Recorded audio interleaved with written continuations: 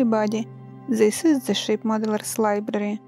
Today I will show you a book with French warships in the Age of Sail 1626 to 1786 by Ralph Winfield and Stephen Roberts.